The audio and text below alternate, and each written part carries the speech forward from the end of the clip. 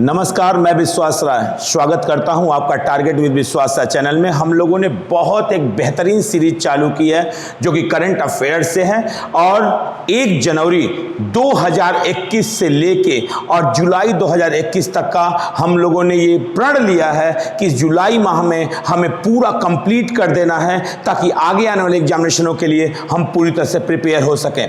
आज जो हमने टॉपिक चुना है करंट अफेयर्स का, वो टॉपिक है धारा 370 तथा धारा अनुच्छेद 35A जो भारतीय संविधान की हैं और आप लोग तुरंत समझ गए होंगे ये जम्मू कश्मीर से संबंधित हैं। ये भाग 21 संक्रमणकालीन और अस्थायी उपबंध थे जो बाद में चलकर धीरे धीरे समाप्त तो हो रहे थे, लेकिन इस सरकार ने इसे पुनः एकदम डिमोलिश करने का कार्य किया और अखंड भारत के निर्माण में एक सहयोग ही आप कह सकते हैं। तो आते हैं इससे महत्वपूर्ण जुड़े तथ्य को समझते हैं। तथ्य है 11 अगस्त 2019। ध्यान दीजिएगा, प्रश्न कहां से उठ रहे हैं। 11 अगस्त 2019 11 अगस्त 2019 को राष्ट्रपति रामनाथ कोविंद द्वारा जम्मू कश्मीर पुनर्गठन विधेयक 2019 को मंजूरी। यानी राष्ट्रपति ने, ध्यान दीजिएगा, राष्ट्रपति ने जम्मू कश्मीर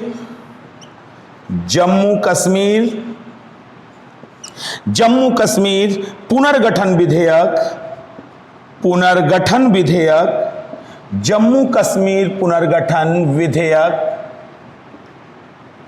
जम्मू कश्मीर पुनर्गठन विधेयक 2019 को मंजूरी प्रदान की। याद रखिएगा, उस समय जो राष्ट्रपति हैं 2019 रामनाथ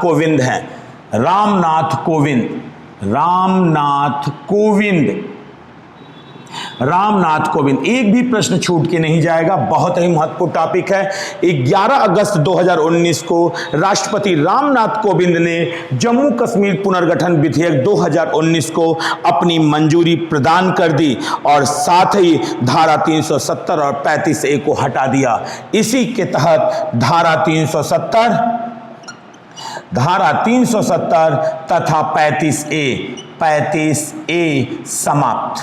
धारा 370 तथा 35A को समाप्त कर दिया गया। और साथ ही याद रखिएगा कि जम्मू कश्मीर से धारा 370 हटाने के बाद भी धारा 370 के 3 खंडों में से खंड 1 अभी भी लागू है। तो भूलिएगा मत, धारा 370 में ध्यान दीजिएगा, धारा 370 में 3 खंड हैं। पहला खंड, दूसरा खंड और तीसरा खंड। यानी इन 3 खंडों में इसको समाप्त कर दिया गया, लेकिन धारा खंड 3 अभी भी बना हुआ है। तो धारा 370 के किस खंड को समाप्त किया गया है? तो खंड 1 और खंड 2 को समाप्त कर दिया गया है और अभी भी धारा 370 का खंड 3 अभी भी बना हुआ है, जो उसे एक विशेष राज्य का दर्जा देता है, लेकिन पहले की तरह नहीं। अब एक संविधान होगा, एक विधान होगा, एक निशान होगा, यानी पूरा भारत एक होगा। हाँ, कुछ विशेष परिस्थितियों में हमारे संविधान ने राज्यों को विशेष राज्य का दर्जा देने की बात की है ताकि उन्हें मुख्य धारा में शामिल किया जा सके, और उसी के तहत जम्मू कश्मीर में अभी भी खंड 3 धारा 370 का अभी भी लागू है।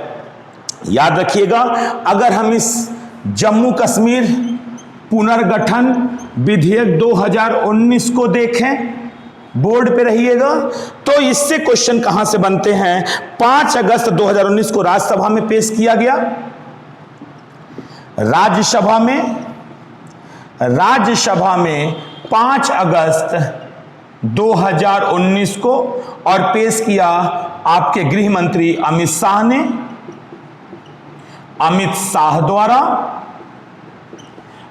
शाह द्वारा इसे पेश किया गया। याद रखिएगा, यहां विधेयक के पक्ष में 125 तथा विपक्ष में 61 वोट पड़े। यहां पे पक्ष और विपक्ष, पक्ष में जो वोट पड़े हुए हैं वो 125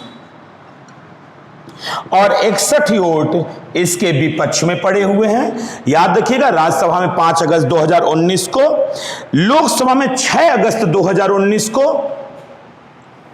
लोकसभा में ध्यान दीजिएगा, लोकसभा में 6 अगस्त 2019 को क्वेश्चन पूछेगा, लोकसभा में 6 अगस्त 2019 को 370 पक्ष में पड़े हैं, पक्ष और विपक्ष, पक्ष में पड़े हैं 370 और विपक्ष में पड़े हैं 70 वोट। पक्ष में पड़े हैं 370 और विपक्ष में पड़े हैं 70 वोट। याद रखिएगा, 31 अक्टूबर 2019 को, ध्यान दीजिएगा, 31 अक्टूबर 2019, 31 अक्टूबर 2019 को जम्मू कश्मीर और लद्दाख ये 2 केंद्र शासित प्रदेश बने हैं, यानी जम्मू कश्मीर और लद्दाख यूटी के रूप में, यानी केंद्र शासित प्रदेश के रूप में मान्यता, केंद्र शासित प्रदेश के रूप में मान्यता, केंद्र शासित प्रदेश के रूप में, केंद्र शासित प्रदेश के रूप में आए हैं, केंद्र शासित प्रदेश के रूप में आए हैं। और याद रखिएगा, धारा 370 जब हटी है, यानी धारा 370 के हटने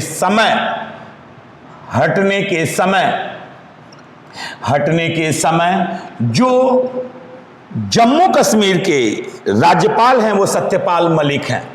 जम्मू कश्मीर के राज्यपाल सत्यपाल मलिक और वर्तमान में आप जानते हैं कि मनोज सिन्हा जी हैं। वर्तमान में जो लेफ्टिनेंट गवर्नर हैं वो मनोज सिन्हा हैं और हटने के समय जो थे राज्यपाल वो सत्यपाल मलिक थे। और वर्तमान में जम्मू कश्मीर के राज्यपाल जो हैं वो राज्यपाल यानी लेफ्टिनेंट गवर्नर उन्हें कहते हैं, हम एलजी कहते हैं, वो आपके मनोज सिन्हा जी हैं। मनोज सिन्हा नाम याद रखिएगा, मनोज सिन्हा सुन लीजिएगा। 31 अक्टूबर 2019 को जम्मू कश्मीर राज्य भारत के 2 केंद्र शासित प्रदेश जम्मू कश्मीर और लद्दाख के रूप में अस्तित्व में आया है।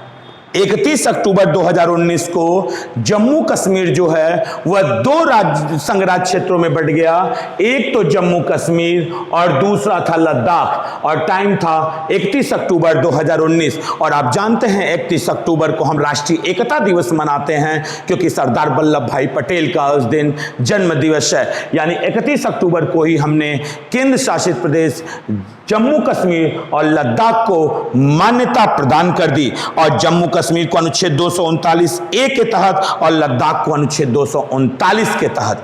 याद रखिएगा, अगर जम्मू कश्मीर का पूछता है, ध्यान दीजिएगा, अगर आपसे जम्मू कश्मीर का पूछता है, जम्मू कश्मीर आप कहते हैं अनुच्छेद 239 ए, और यदि आपसे कहता है लद्दाख तब आपका आंसर होता है अनुच्छेद 239। तो एकदम जबान पे बैठा लें इस चीज को, एकदम जबान पे बैठा लें कि जम्मू कश्मीर अनुच्छेद 239 ए है और लद्दाख अनुच्छेद 239 के तहत है। जम्मू कश्मीर के जो प्रथम उपराज्यपाल हैं, नोट कर लिए होंगे आप लोगों ने, अगर आप चाहें तो स्क्रीनशॉट भी ले सकते हैं इससे। और अब आते हैं हम अपने एक नए टर्म पे कि जब जम्मू कश्मीर के जो पहले उपराज्यपाल, याद रखिएगा, जम्मू कश्मीर के पहले उपराज्यपाल जम्मू कश्मीर के पहले उपराज्यपाल हैं गिरीश चंद्र मुर्मू। गिरीश चंद्र मुर्मू। और याद रखिएगा, वर्तमान में अगर आप जाएंगे तो मनोज सिन्हा हैं। वर्तमान में मनोज सिन्हा हैं। वर्तमान में मनोज सिन्हा हैं और पहले उपराज्यपाल गिरीश चंद्र मुर्मू थे। और लद्दाख के पहले उपराज्यपाल, लद्दाख लद्दाख के पहले उपराज्यपाल लद्दाख के पहले उपराज्यपाल हैं, नाम है राधा कृष्ण माथुर।